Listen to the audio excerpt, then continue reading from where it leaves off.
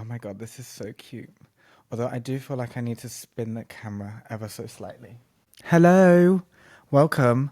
Welcome to episode one, officially, really, because the last episode was very spontaneous and also I didn't really know what I was saying. So, welcome. First of all, I have an iPad here with all of my notes. For those of you that don't have the visuals on, there is an iPad with all of my notes in front of me. You can just see a blank screen. But so if you keep seeing me looking down here, getting cozy, that's why. I'm also, as we speak, going to put a blanket on my little trousers because why not get comfortable? Because I make the rules here. How are you? Checking in. Have you drank enough water today? I have not. I've literally drank maybe half a liter of water. So, Sophia, if you ever hear this, I'm sorry. And hello. First of all, let's talk. Podcasts. Is it something that people sit and listen to, or are you actively doing something while you're podcasting? Because for me, I'm listening to a podcast when I'm cleaning or when I'm going to bed. There's no in between. I'm not doing it when I'm running. I'm definitely not doing it if I am like cleaning because I'm getting distracted at every point possible. So please let me know how you're listening, where you're listening, whether that be on Spotify, Apple Music, YouTube. Let me know. Secondly, let's get into the everything that happened last week with this podcast. So, obviously, for those of you that listened, it was 13 minutes of me just talking about, hey, who I am, why the podcast is here, what I plan to talk about, and also how much I hate British people. I actually specifically said white British people. And let me just tell you, when I took that 30-second clip and put it onto the internet, I don't know what happened, but people really didn't like it. And I kind of knew that it was going to stir a little bit of a something to say, but I didn't realize how much. People went in on being like, that's not British culture. That's not what we did. And I was like, you kind of did steal everything, but sure. We'll leave it to rest for now until I bring someone on the episode to talk about the history of British history, shall we say. But my honest feelings about it are, if you are coming from a place of you feel defensive when I say that British people stole everything, maybe go and do some research. I'm not saying that you don't know what you're talking about, but there's not one person that's educated that I have spoken to that has been defensive about it. They've been like, yeah, we did steal everything. So I digress. And if you don't want to do the research on it, then that's fine. But for me, it's all about making sure that you understand where you come from and what has happened in that time frame.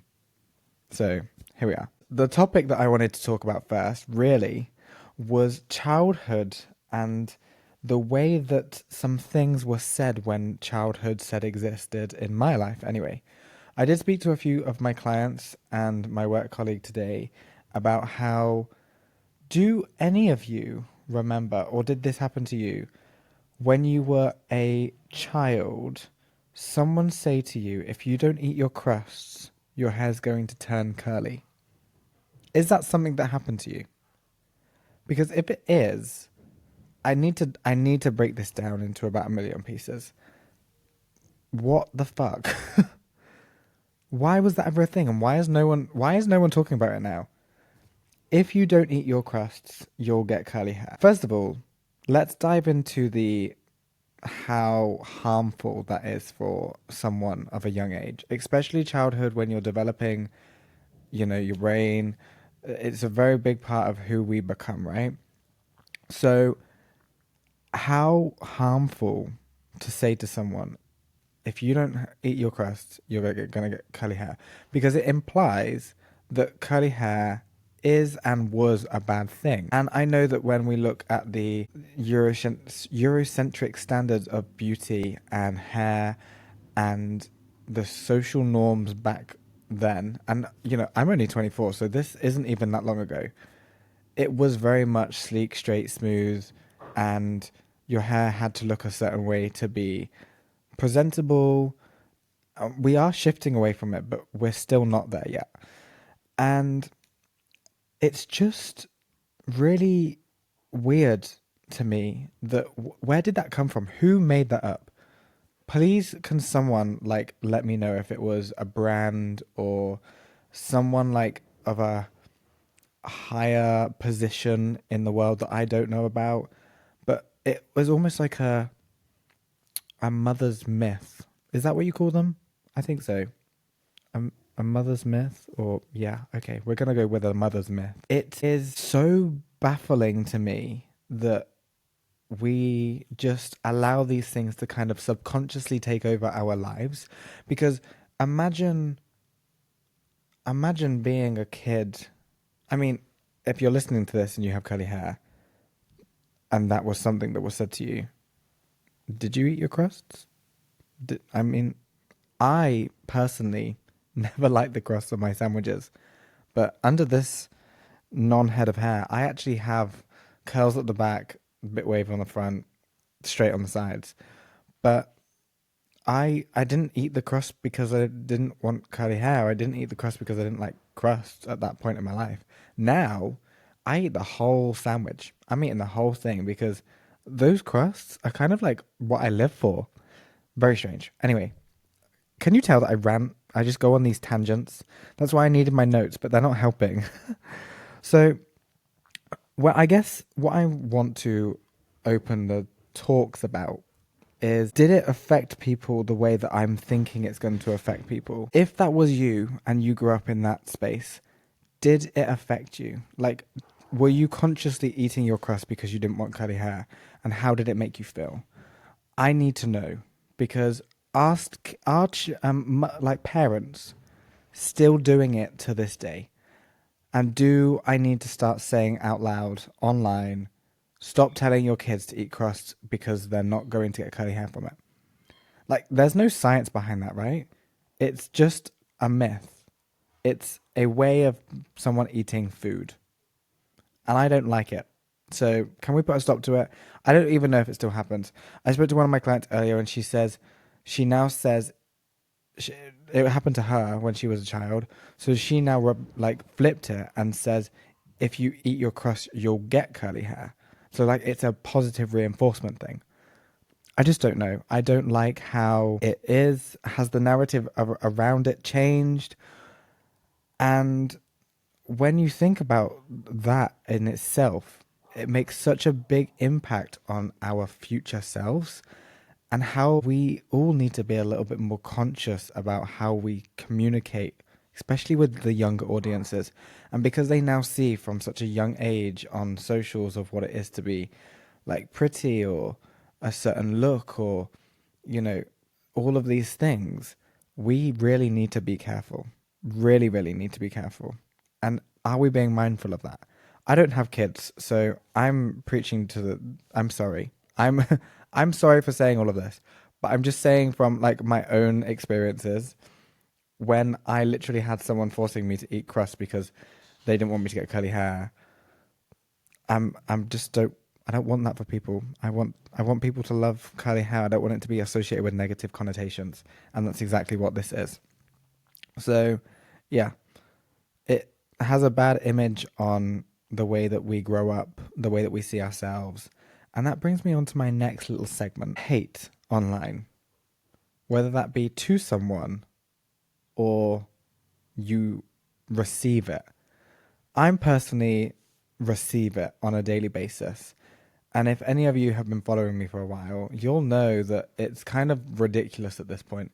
I think there is so much that you can do with your free time. Why are you hating on someone? If I was this bad human being, I kind of would get it because I would also probably hate on myself too. I don't get it. And you see it in everywhere, right? You see it in every content creator, you see it in every department, whether that be a brand, whether that be a human being. And at the end of the day, right, all of this hate must come from some form of projection. It's an insecurity in yourself that you have to project onto other people because it deflects on what you are doing. It doesn't hold you accountable for the way that you feel. And that's fine, right? we consciously know that. That's like the 101 of what hate is.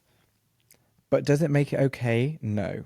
And I find myself in this ever growing circle of like being able to ignore it, because I think the more that you're on social media, the more you have to deal with it. So the more you become thick skinned. And if you're not ready to be thick skinned, or you're never going to be that, then social media is not the place for you, because it's a unruly, nasty, horrible place.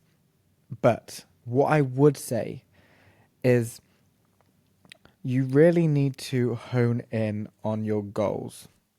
And I'm completely going off on a tangent here, but I'll come back to the baseline of this story.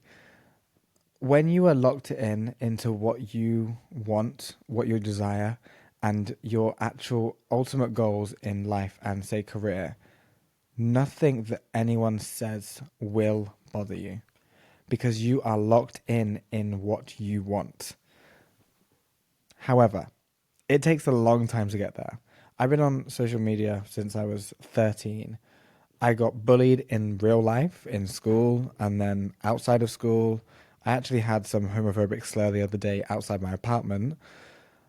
But fundamentally, like, online didn't really start maybe until 13. But still, I'm still a young boy. And then when I got my business, that's really when social media took off for me. And that's when the hate started rolling in. Now, for me, I spoke about this a little bit last week, but a lot of the hate that I get tends to be because I'm white doing black hair. And I just want to say, I don't force anyone to come into my salon. I don't force anyone to support me. I advocate for black supporting black, and also white supporting black. I don't necessarily, I'm not like actively saying to every black person, please come and see me. I just can cater to all hair types, right? From the straightest Asian hair to the curliest of African hair. And everything in between, I can do. For me, that's what a well-rounded hair stylist is. You can do all hair types. I just really love doing curly hair, and because I'm good at it, and those two things, work well together. But I think the root cause of the online hate comes from that projection, but also there's trauma involved when it comes to the race. I have also seen and heard the stories of why it's causing trauma, and I can't express enough that just because of that in itself doesn't make me deserve the hate because of it, you know? It is something that we see everywhere on social media, and I think it has really started to take a toll on my physical and mental well-being. I am learning really not to deal with it. But the way that I describe it to people is that if you have this ever-growing scratch just on your hand, and it's just constantly there, you know it's there. You may be able to block it out, but you'll always know it's there. And that's exactly what online hate is, especially when you get more and more of it on a daily basis. You are feeling this constant scratch, and it's not going away. And it's never going to go away unless I delete social media. I think people forget that there's a human being behind the person that they're saying online. And yes, they want something and someone to hate, but what makes that okay? Because if it was the roles reversed, I guarantee you they wouldn't last 5 minutes. And when we're looking at the online world and what it does to people, you almost can't believe that it's happening, because it is so toxic in every way, shape, or form. There is no way that I can see a way out of people hating online. All you have to do is find more boundaries for yourself, for your space, find your people, and block as many people as possible. That block button that is on social media, use it. Don't just sit around and look at it and think, oh, I could block them, but they might have something to say. Block them. Literally block them. Because as soon as you block them, what are they going to do? They're going to talk about you in another space, or they're going to forget about you and move on to the next. And at that point, it's not even your bag to deal with. I watched a TikTok. I'll see if I can find it. And said the reason that people talk about you and not themselves is because when they talk about themselves, no one listens. Would you like me to say that again? The reason people talk about you is because when they talk about themselves, no one listens. And I think when it comes to that in itself, you just have to make sure that you are doing everything in your power to look after yourself. Make sure that you have time away from social media. Make sure that you are giving yourself love when you need it. Talk nicely about yourself, to other people. Make sure that you are staying in nature. Ground yourself. Find something that you can always go back to that's always going to be there. For me, it's grass, ground, greenery. As soon as I step out into nature, nothing else matters. No matter where I'm at in life, that is the one thing that keeps me so grounded to the floor that I'm like stuck. For me, my support system is still building. I have a small support system, but it's not something I can't ring everyone at 9 o'clock at night and be like, please help. I have a few people.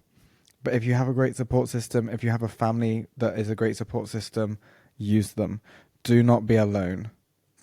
Express as much as you need. Journal if needs be. I only have my lived in experience to experience and to share with you. But if you are serious about your goals, like I said, just do it. And don't listen to a single word that anyone else has to say. And then I asked ChatGPT to give me a hot topic. And the answer, or the hot topic to talk about today, is the pressure to have it all together in your 20s. So I guess let's just fucking go on a tangent, shall we? I'm 24. I'm about to be 25 next Wednesday. There is definitely a pressure to have everything everywhere in your 20s. Because of the way the world is, there is no amount of money that is going to get me a well-paid job, a house, and a secure income, and everything else, and be healthy, and make sure I socialize enough, and make sure that I have everything put together. But for some reason, I feel like all in their 20s people are trying to find this like togetherness. I'm like, babes, make a mistake. You're basically still a child. I don't look at myself as like an adult yet. I'm still learning. I think when you're 30, like that's when you hit like true adulthood. You've been through it all. You've tried to do a million one things. You've kind of slowed down the party era, I guess. And if you haven't, respect to you, because I can't even last past 10 p.m. at this point. I am in bed. I wake up at 5 a.m. every day. I could not think of anything worse than going out clubbing. But if that's you, you do you, boo. I know that like the gay culture is very much like still out doing all of that jazz until who knows when. So if that's you, great. I love that for you, but it's not for me. So why is there such a constant pressure to succeed young? And I truly, from my own experience, understand that. When I was growing up watching YouTube, I always watched these young people, Emma Chamberlain, James Charles, Billie Eilish, like all of these young people doing so much while they're young. And it made me want to, by the time that I was 20, do everything that they were doing. And I'm 20, nearly 5, and I'm still not there. I'm on my way, but I'm not there yet. While there, I think Amber Chamberlain is 21 or 22. Millie Bobby Brown is 21 and married and is a success in every way possible. She is like such a beautiful woman. And I think I was like, wow, that's what I want. And so I feel like because of what we all see on social media and the internet, we strive for something. And also, I think society has changed in the way that young people don't want 9 to 5 jobs anymore. Young people want freedom. They want to live their life. They want to go traveling and they want income while they're doing that. Because social media has taken a flip, there are opportunities in ways that there weren't opportunities before. So I do get it, but there is also no pressure to do that. There is so much time that you can do so much in, and you don't need to do it all in your 20s. So if you're in your 20s, slow down, sweetie. I'm going to slow down with you. Actually, that's a lie. I'm ready to speed up, but that's because I've locked in and I'm like, right, let's go. Success is whatever you want it to be. It's not what the internet shows it to be. For me, success is financial freedom, a very peaceful, quiet life in the middle of the sticks, and I don't want a fancy mansion that I'm sitting in that's worth £5 million. I want a quaint little cottage with lots of land that I can make my homestead. But, there'll be so many other things that I see as success. I think it's just a case of allowing yourself to be free from every social standard or social construct, and also society's and social media's construct of what success is, because it's going to be different for every single person. So just see what success means to you without the unconscious biases of the surroundings. Really sit with yourself and see what your success looks like and hone in on. The most frustrating thing for me in the last couple of years is seeing this shift from everyone showing their real lives to showing the hang on, I need to announce this, quotations of real lives. That real life on social media looks like stardust and daisies and only perfect things are happening, and all love is romance and we don't argue and we don't fight. That's the type of stuff that you see on social media, to this almost marketable authenticity. And again, I say authenticity with quote marks, that people are starting to like let in these emotions, but behind that they're actually just trying to manipulate you into making them kind of like almost be a marketable something. And then the kind of backhand of that, of just everything is bad. Everyone is saying something bad. Everyone is like, it's just not cute. Okay. We need to just be real. Like, being human is okay. Making mistakes is human. And you grow from mistakes. You don't grow from being fake. You grow from the real emotions, the feeling, going through something, and it's okay. And I get that the internet, because of the hate that we spoke about earlier, when you upload something that is a little bit more raw, you are going to get that backlash from people that can't accept it because they don't know how to control their own emotions, and they're projecting all of that onto you. They're going to make you feel like you are attention seeking, but actually you're just being a human being, because deep down they're feeling the same thing, they just can't address it. So that's where I'm at with that. I'm Anyone that follows me on social media will know that I keep it 100% real at all times. If I am anxious, I will let people know. Not because I'm like, oh, feel sorry for me, I'm feeling anxious. Because being anxious and seeing someone run a business and being busy and doing all of these things, it means that that person is still human. Not because I'm some robot that can't feel things. I have health anxiety. As soon as I get sick, I have the worst anxiety, and I share it. Not because, again, I'm trying to make people feel sorry for me, but because there's also people experiencing it as well. And I think it's really important to hone in on seeing so much of that realness and rareness, because I have a tattooed on the back of my neck and it says real is rare, and real is really rare these days. Finding someone that is just genuinely a good person is rare. Finding someone that's authentic because they are just living their lives for them is rare. There's always an ulterior motive around everything, and it's just a lot, really. So, my hot take on the pressure to have it all together in your 20s: it's okay to figure things out. It's okay to not have the same success as everyone else. Your success looks like whatever your success is. And just remember that being whatever age you are, fucking have a great time. We're not on this planet for long. And if you want to be happy, I guess you kind of just have to do what makes you happy and not everyone else. And that's something we can talk about next time. People pleasers, because I am one of those and I'm learning not to be. And boy, is it hard, because everyone just makes you out to be the villain when you start to not people please. So yeah, thank you for being here, because this is actually just chaos. And I'm really grateful. I think last week 15 people listened to the podcast, so thank you to those 15 people. I appreciate all of you, and one of them was me. So I'm grateful. I am really blessed. And also, I look forward to really kind of opening this up. I think the more that I do this, the more that I'm going to be able to speak properly.